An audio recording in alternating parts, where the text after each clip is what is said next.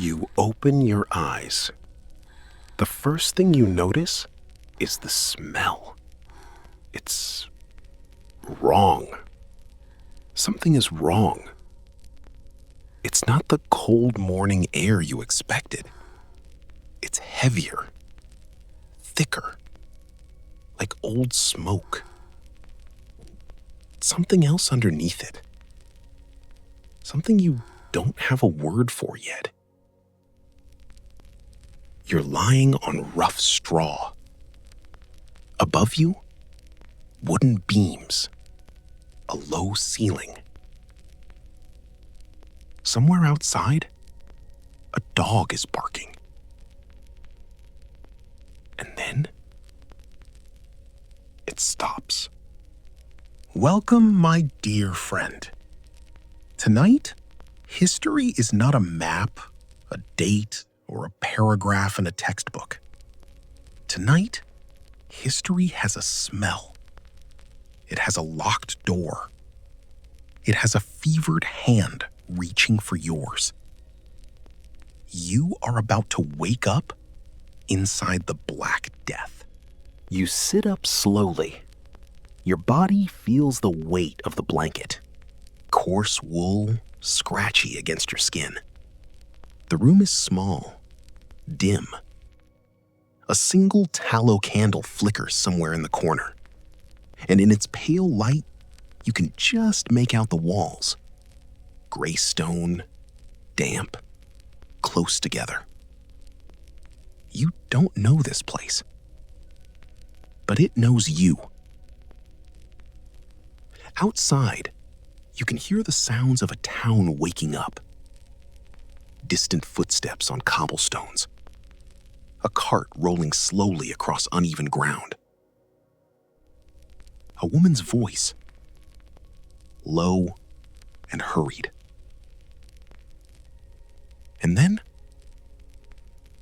silence again. A heavy, strange silence. For a town that should be louder than this. Something has changed here.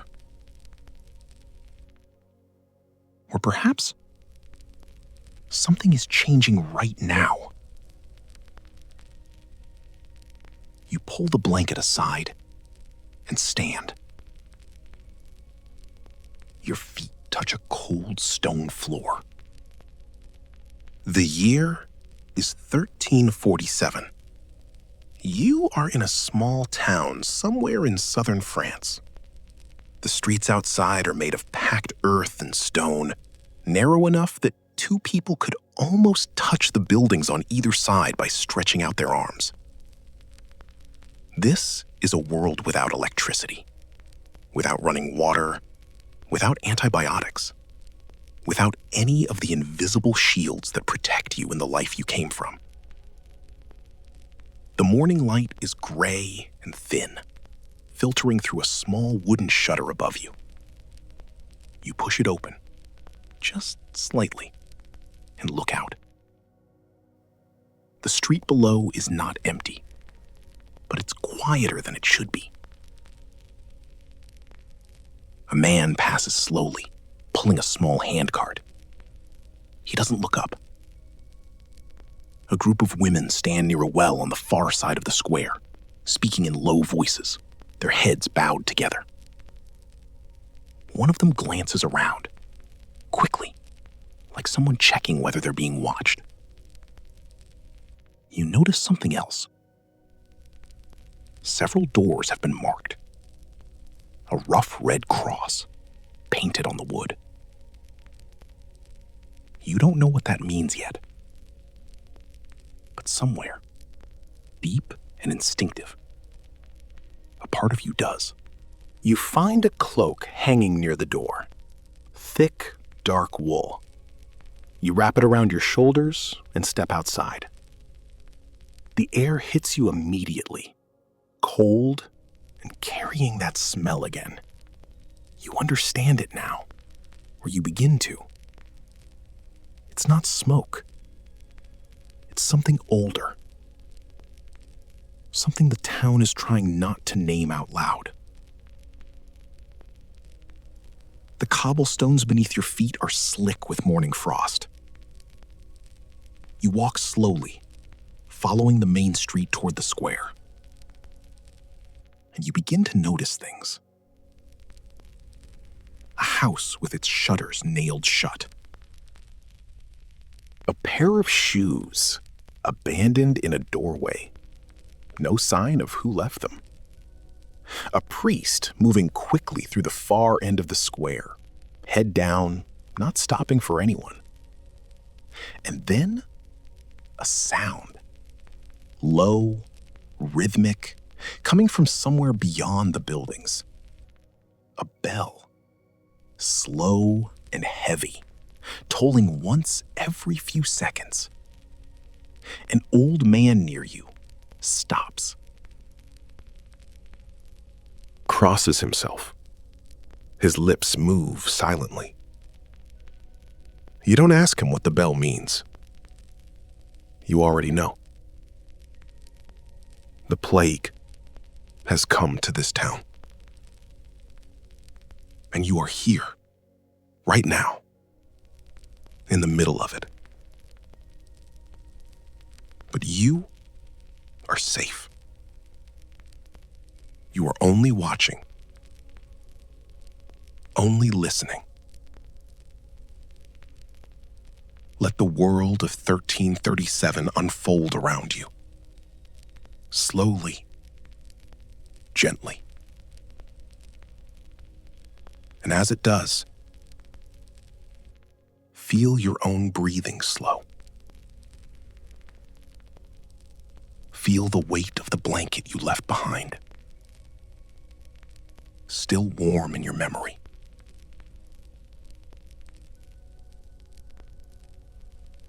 You are here, and it is safe to close your eyes. You follow the sound of the bell until the street opens into the town square. It's larger than you expected. In the center, a stone well, old and worn smooth by decades of hands. Around it, the market is beginning. But slowly. Too slowly for a town this size. There should be shouting here. Vendors calling out prices. Children running between the stalls, the smell of bread and roasting meat.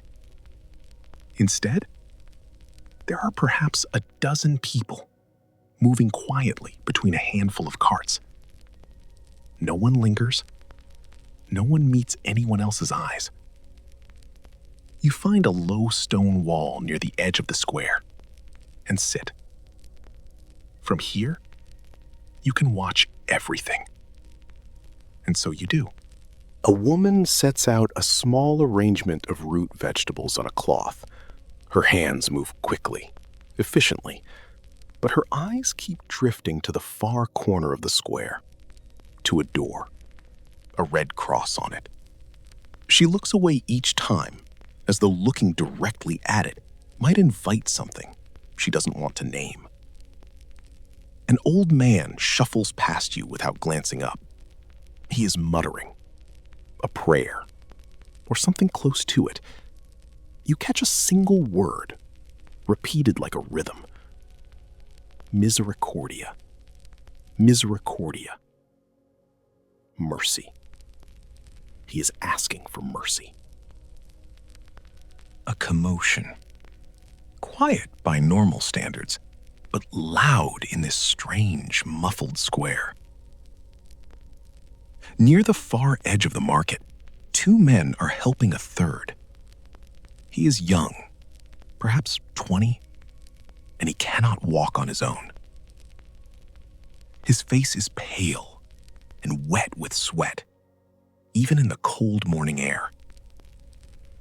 His companions are moving quickly, heads down, saying nothing to the people who step aside to let them pass. You watch them guide him through a doorway and disappear. The square is quiet for a moment. Then the market continues. Slowly. As though nothing happened. As though everyone agreed without speaking that they saw nothing. That there is nothing to discuss. But something passes through the crowd. You can feel it. A tightening. A shared held breath. This is how it moves through a town. Not with screaming. Not with panic. With silence. With averted eyes. With the unspoken agreement to keep moving. Keep selling. Keep pretending that the world is the same as it was yesterday. Because if you stop pretending, if you say it out loud, then it becomes real. And no one in 1347 is ready for it to be real. Somewhere in this town, there is a physician. You find him eventually, not by looking, but by following a small group of people moving with quiet urgency down a side street. They stop at a door, knock, wait. The man who answers is older, perhaps 60, wearing dark robes and carrying a small leather satchel. He listens to the woman at the door without expression, nods once, follows them inside. This man has studied for years. He has read Galen. He has read Avicenna. He knows more about the human body than almost anyone else in this town, in this country, in this century. And he has almost no idea what is happening. The physicians of 1347 believe in something called miasma, bad air. They believe the plague travels through the atmosphere, carried on wind from rotting matter, swamps, the bodies of the dead. They believe that strong smells can protect you. Herbs, vinegar, the smoke of burning wood. Some carry posies of flowers pressed to their faces. Some burn incense constantly in their homes. They are not entirely wrong about the importance of air and cleanliness, but they are missing something invisible, something so small no human eye will ever see it without tools that won't exist for 5 more centuries. A bacterium, Yersinia pestis, carried by fleas, living on rats, moving silently through every city, every ship, every trading route in the known world. The physician doesn't know this. Nobody does. And yet, he goes in. Every day, he goes in. By the time the afternoon light begins to fade, the market square is nearly empty. People return to their homes earlier than usual. Shutters are closed. Doors are bolted. The town folds inward on itself like a sleeping animal, pulling its edges in, making itself smaller. You sit for a while longer in the fading light. From somewhere across the square, a church. Its doors are open, and from inside you can hear singing. Low voices, slow and steady, moving through something ancient. A psalm, perhaps? Or just a melody that has been passed from one generation to the next for so long that no one remembers where it began. It is, despite everything, beautiful. You close your eyes for a moment and listen. In this world, this dark, frightened, plague-touched world, people still sing. They still light candles. They still sit with one another in the cold and say words they hope will travel upward to something that is listening. There is something quietly extraordinary about that. The bell tolls again. Once. Twice.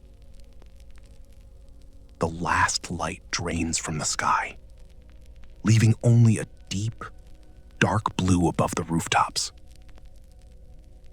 And then, slowly, the first stars appear. The same stars that are above you right now, wherever you are, in whatever year you live in.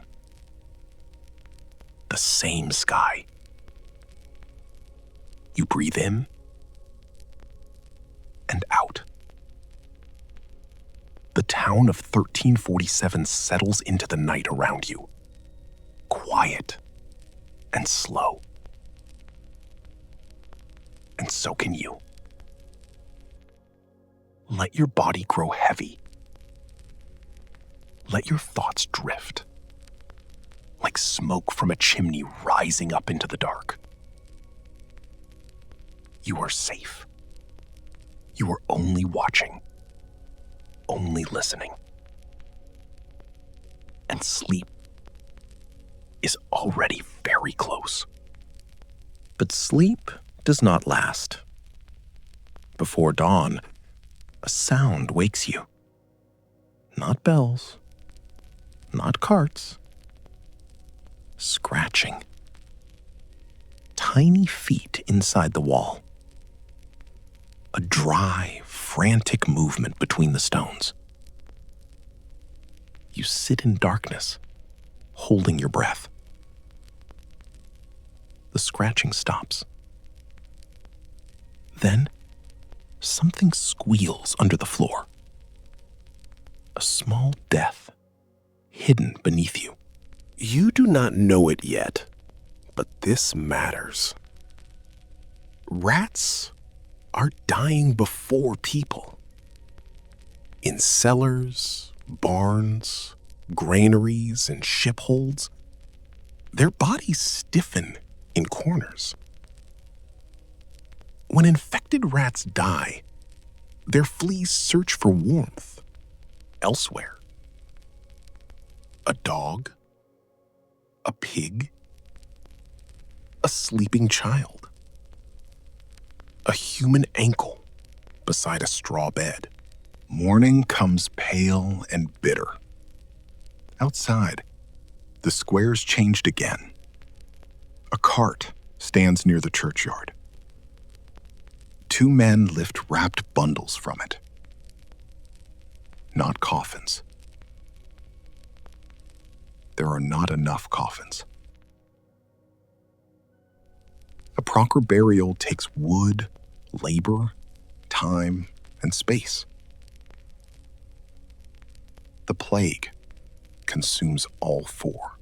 The bundles are carried beyond the church wall. You follow at a distance. Behind the chapel, the earth has been opened. A long pit. Fresh mud.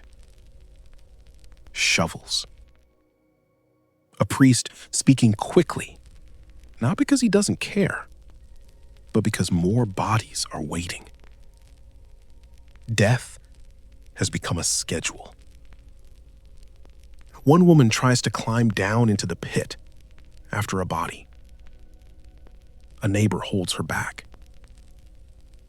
She fights him with a strength grief should not have. The priest keeps reading. The gravedigger keeps working. The town has no time to stop for every broken heart. That may be the cruelest change of all. At the edge of the cemetery, two boys argue over a shovel. One says his father paid for it. The other says his family needs it more. A month ago, tools were tools. Now everything has become survival. A cart, a blanket, a bucket, a door bolt, a candle, a shovel. By noon, rumor reaches the square. ships have come to Marseille. Some say the sailors were already dying when they arrived. Some say the crews had black swellings under their arms. Some claim rats poured from the vessels before the ropes were tied. No one knows the truth. Everyone repeats the worst version. The story travels faster than any horse, from port to village, from merchant to priest, from frightened servant to frightened master. A ship from the east. A siege near the Black Sea. Kaffa.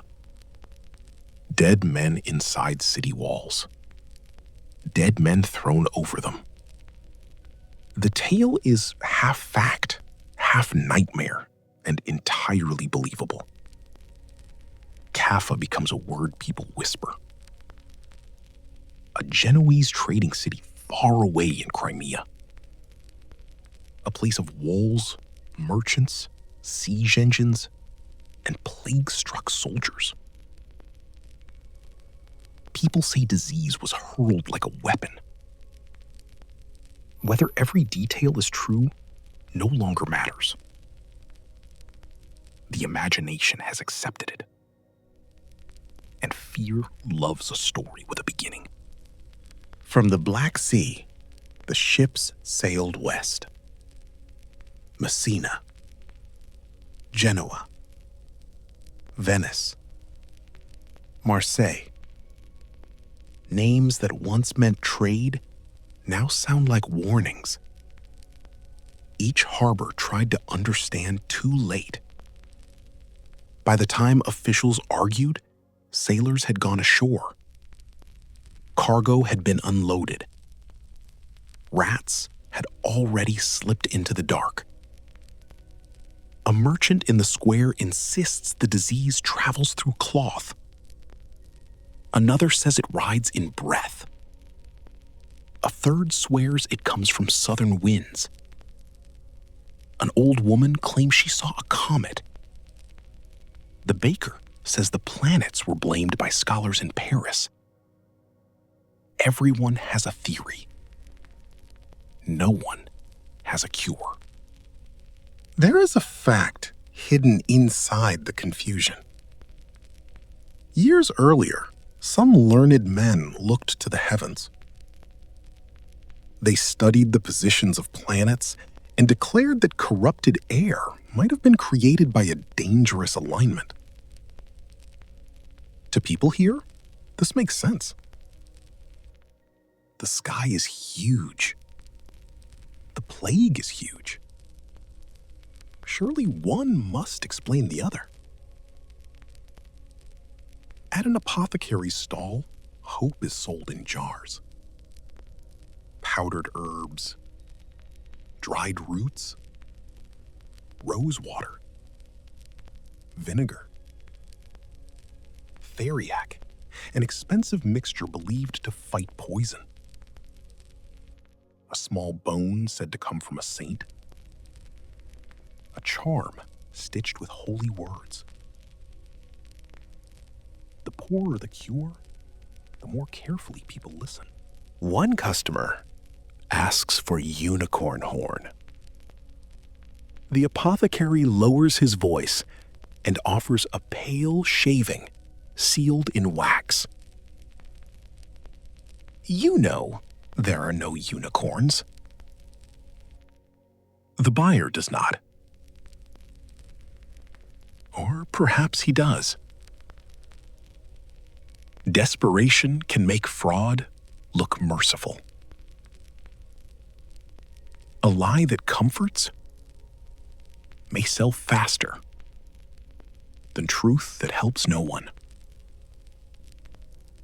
A barber surgeon sets up near the wall. His tools shine in a roll of leather. Knives, hooks, needles,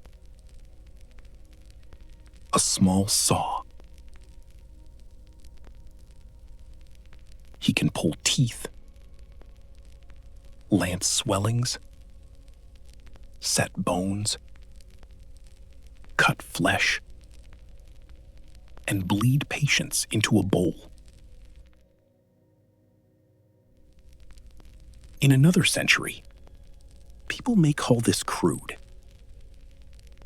In this one, it is professional medicine. A young woman is brought to him by her brother. There's a swelling in her groin. She cannot stand straight. The barber warms a blade over flame. Her brother turns away. The crowd pretends not to watch.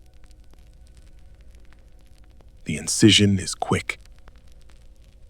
The scream is not. Afterwards, everyone looks at the ground. Pain is everywhere now. But not all of it is medical. Near the church, a mother kneels before the priest and begs for holy water. Her baby is wrapped in blue cloth. The bundle does not move. The priest's hand trembles as he blesses it. He has done this too many times. His own eyes look feverish. Priests are in danger. They enter houses others avoid.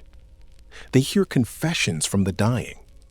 They touch hands, mouths, cups, bedding. They stand beside bodies. People call for them at the worst possible moment. A good priest in plague time is a man walking voluntarily into rooms everyone else fears. By evening, the priest you saw yesterday is gone. Not dead, perhaps. Not yet. But absent. A younger cleric replaces him, reading prayers from a book with a voice that shakes on certain words. The town notices. When the people who speak for heaven become afraid, earth feels abandoned. The next day, the rules change again. No gathering after sunset. No sleeping in another household. No strangers inside the walls without permission. No selling meat from animals found dead. No washing clothes from infected houses at the public stream. The council speaks with authority.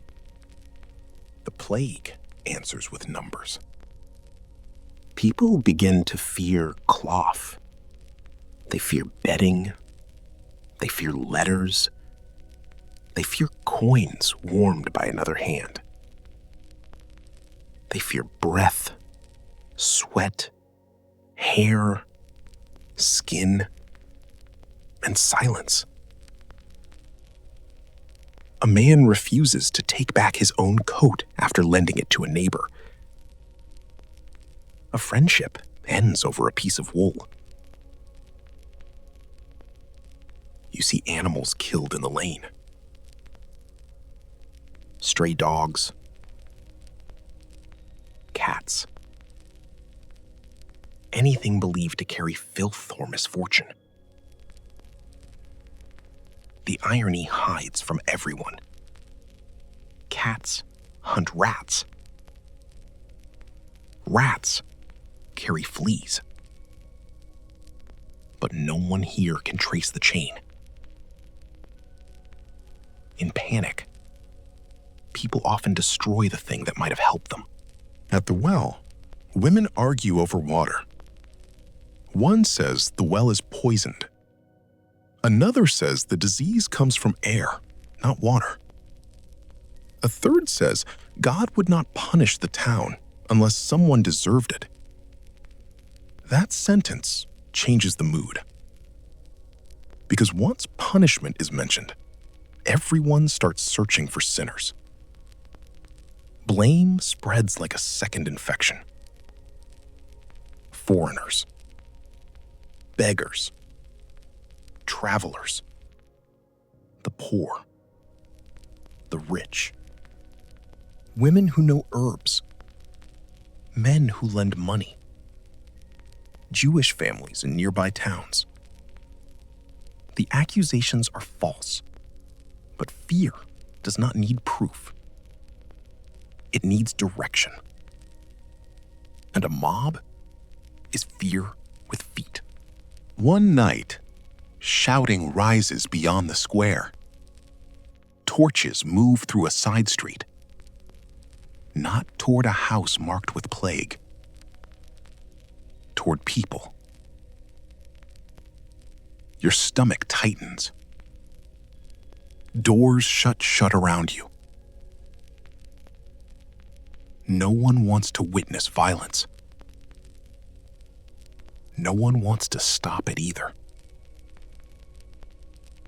The plague kills bodies.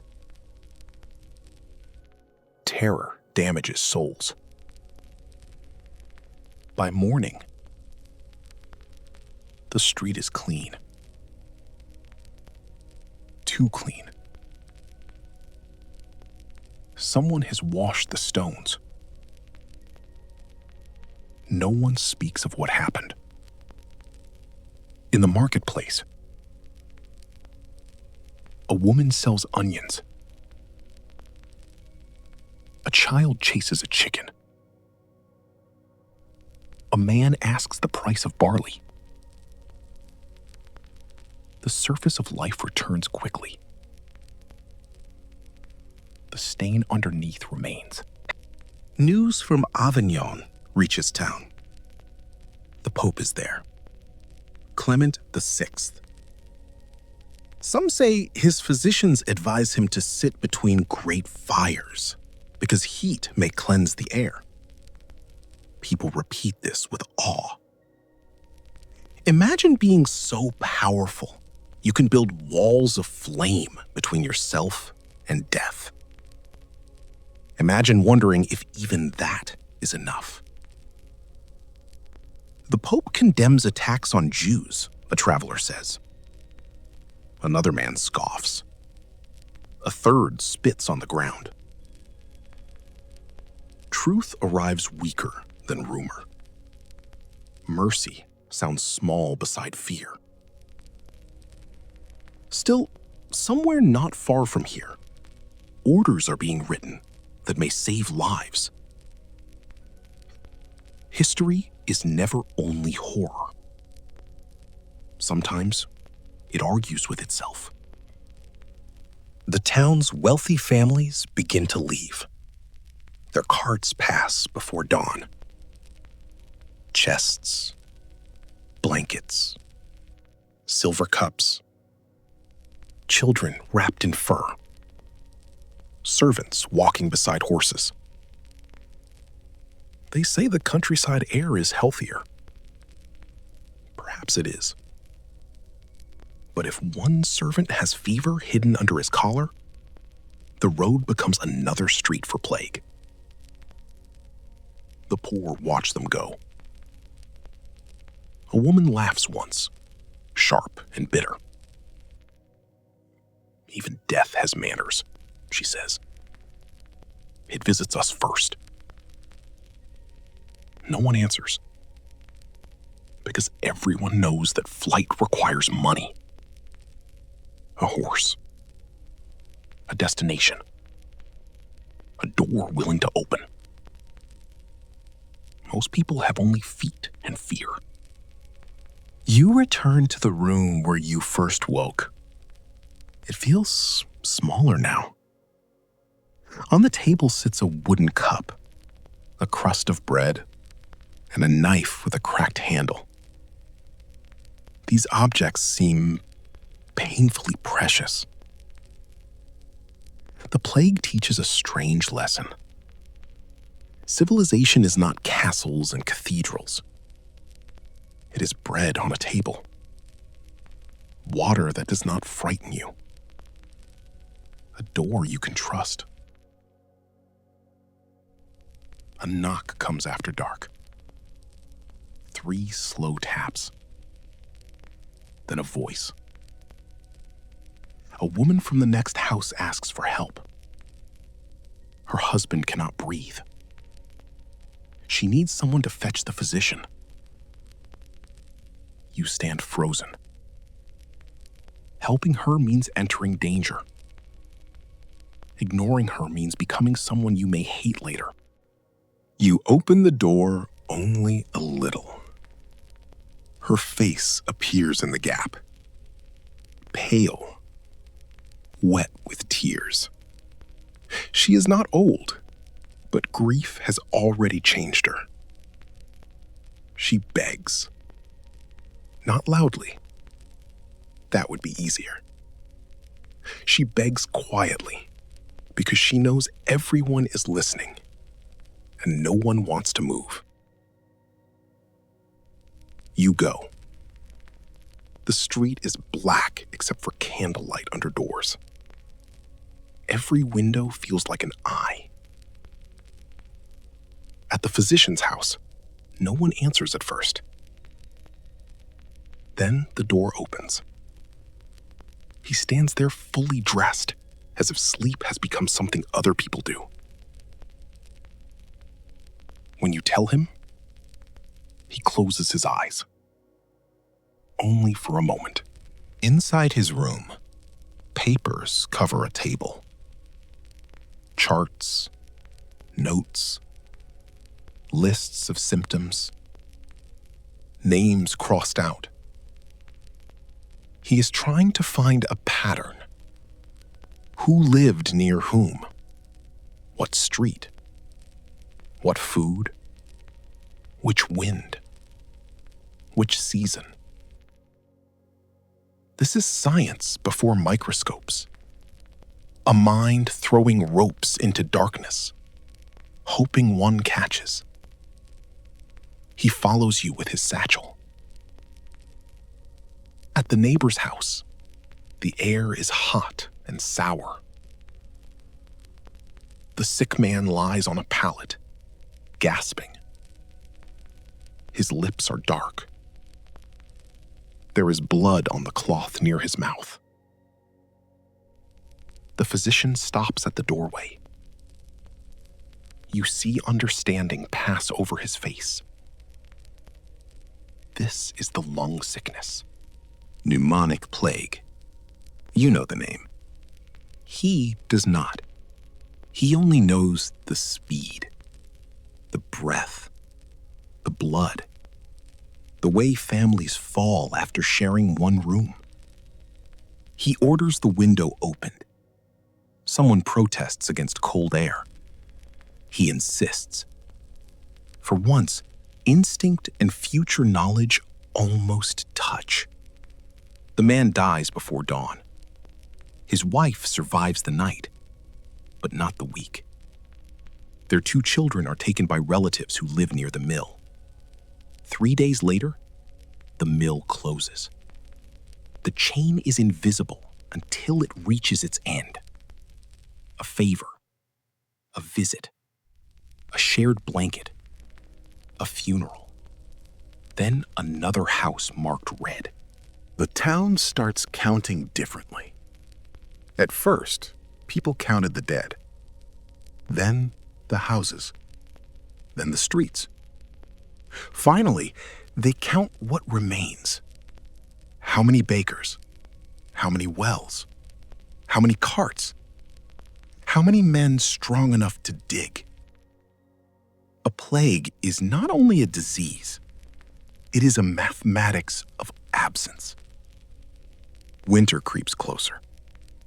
Cold should slow rot, people say. Cold should cleanse the air. Cold should save us. But the sickness continues. Maybe slower, maybe not. Hope becomes superstition when no one can measure anything. Every change in the weather is treated like a message from heaven. Then, the flagellants arrive. You hear them before you see them. Chanting. Feet striking mud. Whips cracking against flesh.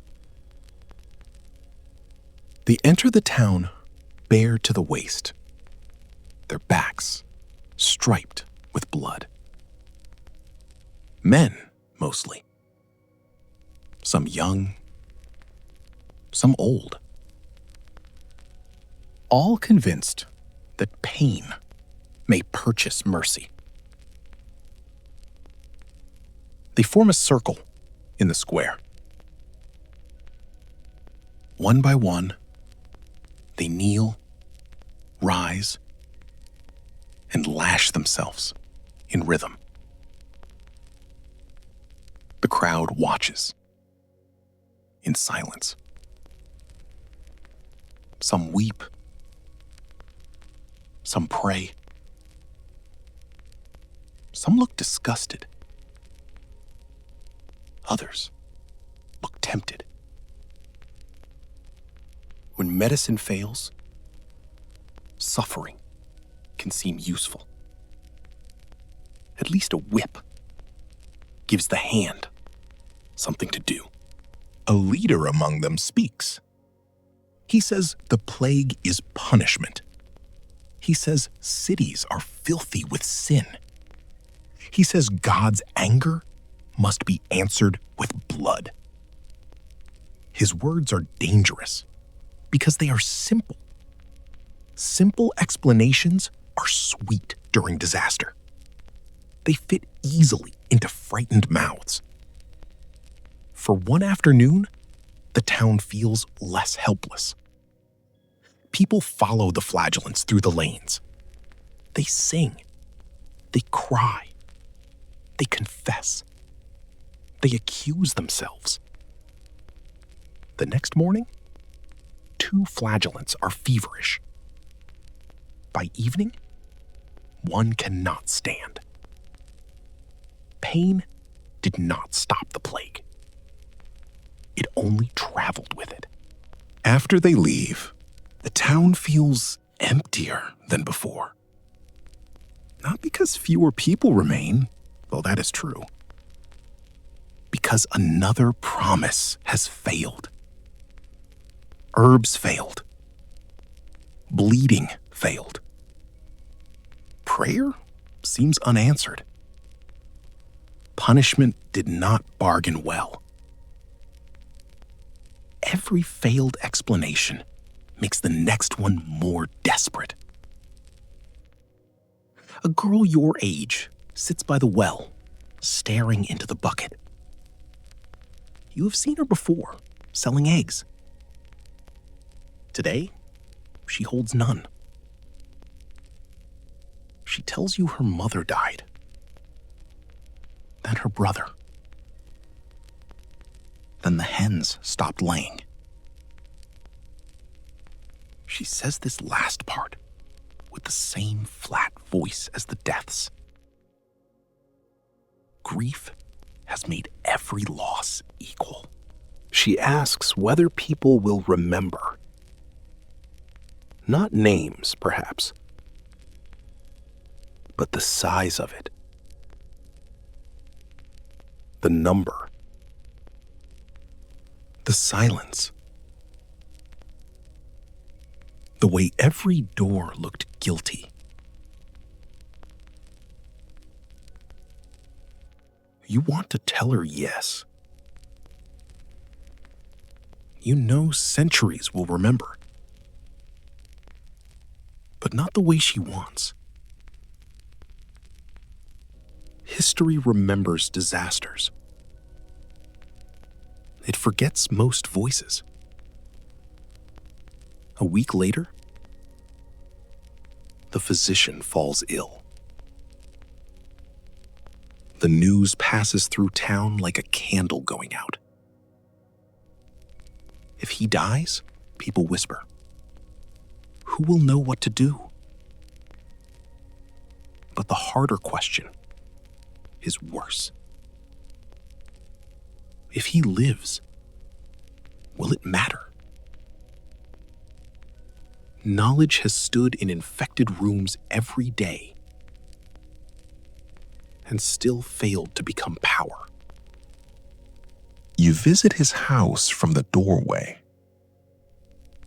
He lies under blankets, sweating, His apprentice burns herbs until the room is blue with smoke. On the table, the physician's notes remain open. You read one line. Some survive without treatment. That sentence feels more terrifying than all the others. It means no one understands why. Survival becomes suspicious. A woman recovers after 5 days of fever. Neighbors avoid her. A boy survives after his whole family dies. People call him blessed, then cursed, then lucky. No word is enough. In plague time, the living are not always welcomed back gently. They return carrying questions no one can bear. The town council orders more fires in the streets. Barrels burn at corners. Smoke rolls through alleys. People throw bedding, clothes, straw, even wooden bowls into the flames. The air becomes bitter. Children cough. Still, people prefer smoke to sweetness. Smoke feels like action. Rot feels like surrender.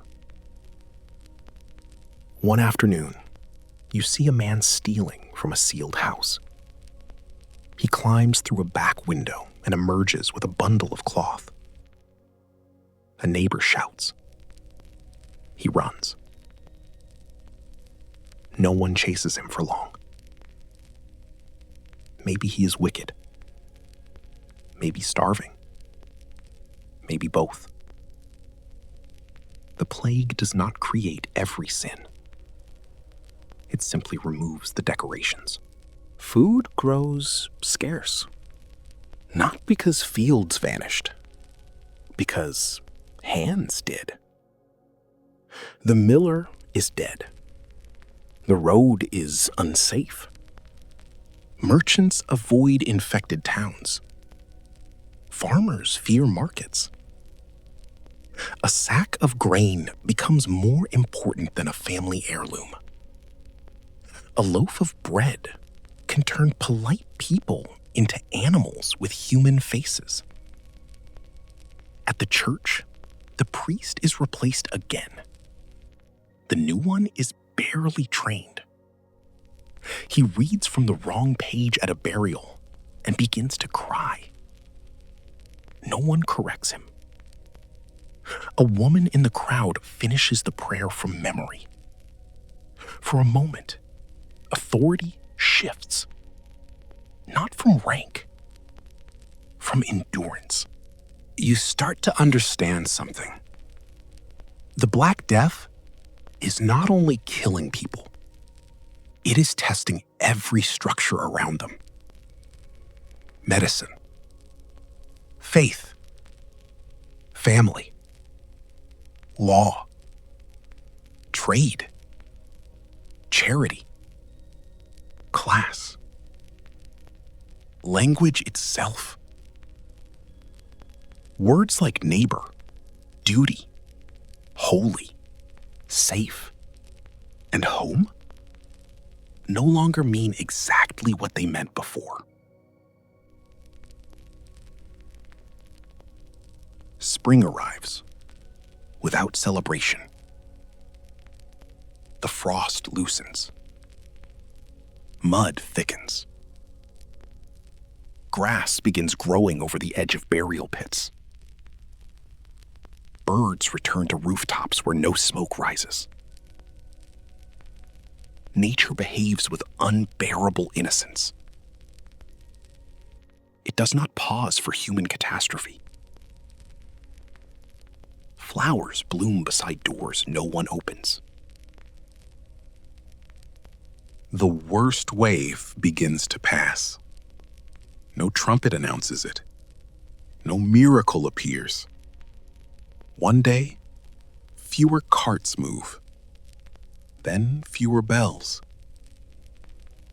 A week comes when no new red crosses are painted. People do not trust the silence. They watch it carefully, as if it might be a trap. Those who remain step outside more often.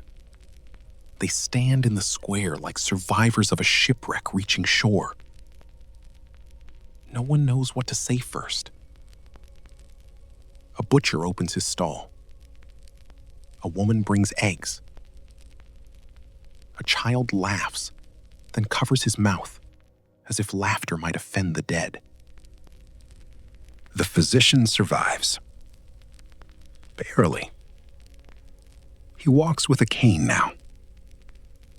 His apprentice died. His notes remain unfinished. He tells one man to clean his house better. He tells another to avoid foul air. He still does not know about fleas. But he has learned humility. That is a kind of knowledge too. The town is full of gaps. A house without a baker. A forge without a blacksmith. A field without sons. A church without enough clergy. A marriage bed with one side empty. Absence becomes part of the architecture. You can walk through the square and feel missing people as clearly as stone. Then the bargaining begins. A farm owner needs workers. A widow needs help harvesting. A landlord needs tenants. But there are fewer hands now. The people who used to bow and accept poor wages begin asking for more. Not politely at first. Carefully. As if testing whether the old world is still watching. The powerful dislike this. They say wages must return to what they were. They say servants should know their place. They say the poor are greedy. But a field cannot plow itself. A mill cannot turn without labor. A manor house cannot eat silver. Death has changed the price of human hands. You hear of laws in other places trying to hold wages down. Rulers want yesterday back. They want the dead to stop affecting the living. But laws cannot fill empty cottages. They cannot make vanished workers reappear. They cannot command a survivor to forget that scarcity has made him valuable. The plague has not made the world fair. That would be too simple. The poor are still poor. The powerful still own land. Women still carry burdens no law counts properly. But something has cracked. Not broken. Cracked. And through that crack, people glimpse a dangerous idea. The order of life can change. Years pass in your mind, though the square remains before you. More outbreaks will come. Again and again, the plague will return like a bad dream that learns the roads.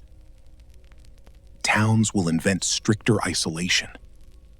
Ports will hold travelers outside their walls. Eventually, the word quarantine will grow from waiting. In later centuries, people will build plague hospitals. They will write regulations. They will burn goods, close gates, inspect ships, and mark houses. Some measures will help. Some will hurt. Some will be theater dressed as safety. Humanity will learn slowly. The bacterium will not wait patiently while it does. The name Black Death will become famous later. Many people living through it call it the Great Mortality. A better name, perhaps, because they do not see a single villain. They see death becoming common. Death in kitchens. Death at wells. Death under blankets. Death carried out before breakfast. Artists will paint skeletons dancing with kings, bishops, merchants, peasants, and children. The message is brutal and democratic. Rank does not matter. Silk does not matter. A crown is only metal on a skull. The plague teaches Europe that death can enter through any doorway, even one guarded by soldiers. People will write more wills, donate more money to churches, commission prayers for their souls, marry quickly, spend recklessly, hide wealth, give it away. The future has become less believable, so the present grows sharper. A warm meal, a familiar voice, a morning without bells. All of it feels miraculous. But trauma remains. When a cartwheel scrapes stone, old survivors look up. When a bell rings too slowly, conversation stops. When someone coughs in a crowded room, bodies shift away before manners can interfere. The plague leaves graves, but it also leaves reflexes. Memory stored in muscle. You return one last time to the room where you woke. The straw has been changed. The candle is gone. The shutter stands open. Morning light enters quietly. Outside, the square is not lively exactly, but alive. A woman draws water. A man repairs a wheel. A child drops an apple and laughs. The town is wounded, not saved, not healed. Wounded. There is a difference. Healing suggests the damage closes neatly. This place will not close. It will grow around its losses. New doors on old frames. New names over old shops. New grass over hurried graves. You understand now that history is not made only of battles and kings.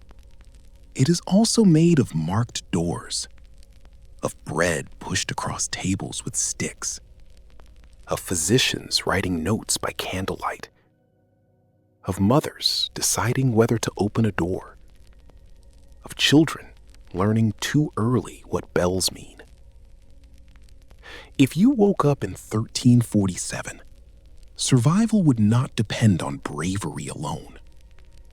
It would depend on weather, on fleas, on the route of a ship, on whether a rat died under your floor, on whether a stranger coughed near you, on whether someone loved you enough to risk touching your hand. You might pray and still die. You might run and carry death with you. You might stay and be spared. You might help a neighbor and lose everything. You might refuse and live long enough to regret it. The plague makes morality harder because every choice has teeth. And if you survived, you would not return to the person you were. No one does. You would remember the smell first. Smoke, vinegar, cold stone, rot beneath the morning air. You would remember the bell, the Red Cross, the boy selling bread with flour on his sleeves. You would remember the physician who kept entering houses, the priest who read prayers with shaking hands, the woman at the well hiding the swelling under her scarf, the torches in the wrong street, the fires meant to clean the air, the stars above the rooftops, indifferent and beautiful. You would remember how quickly a town can become a question. Who is sick? Who is guilty? Who is useful? Who is safe? Who deserves help? Who can be abandoned? The Black Death did not invent these questions. It forced everyone to answer them, faster than conscience could prepare. The bell rings one final time. Not in panic now. Not for a cart. Just a single sound across the morning.